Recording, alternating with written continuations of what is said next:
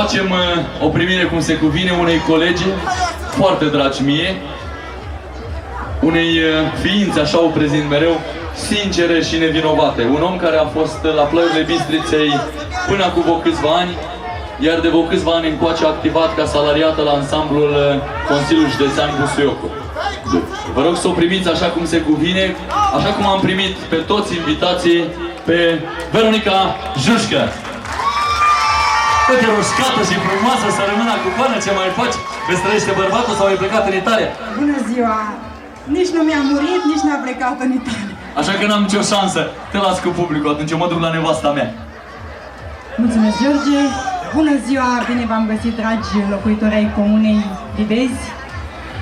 Am revenit după câțiva ani. Poate vă amintiți, eu știu sigur că am fost la Livezi. Nu la festival, ci în cu altă ocazie. Dar mă bucur de fiecare dată să revăd oameni așa minunați ca și dumneavoastră. Mulțumesc domnului primar pentru ocazia de a fi astăzi aici, pentru festivalul care l-a organizat și nu ne rămâne decât să cântăm.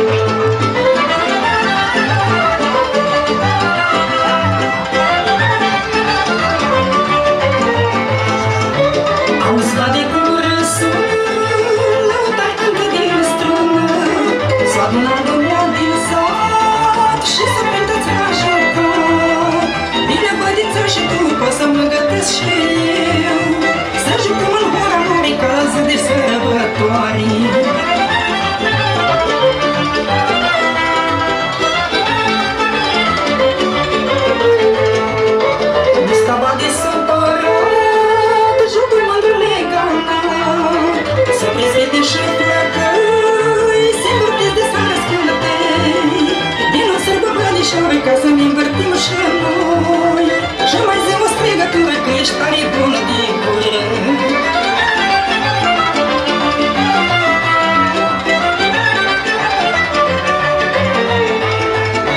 Din Bacău până la Hunor, tot omul are un dor.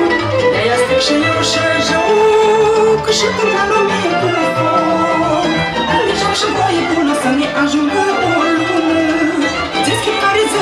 Până ți sară o destină.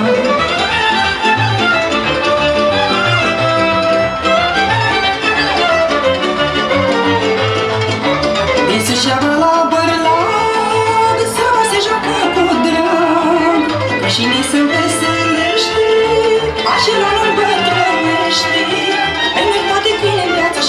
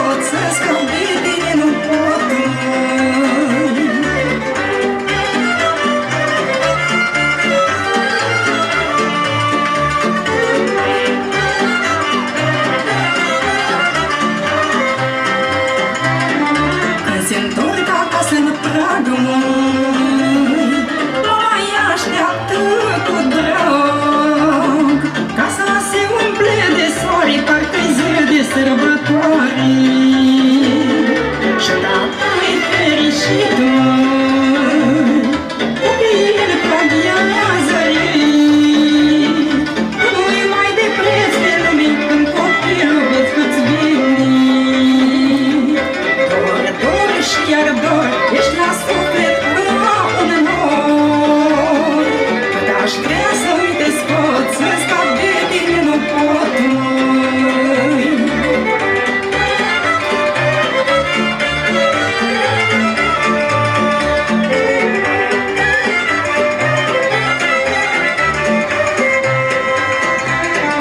Doamne bun și milostiv, măi, mi-ai dat tot și am răbănit. Copii buni și iubitori, îmi umple viața cu flori, măi. Îți mulțumesc, Doamne, ție, am un suflet bucurit.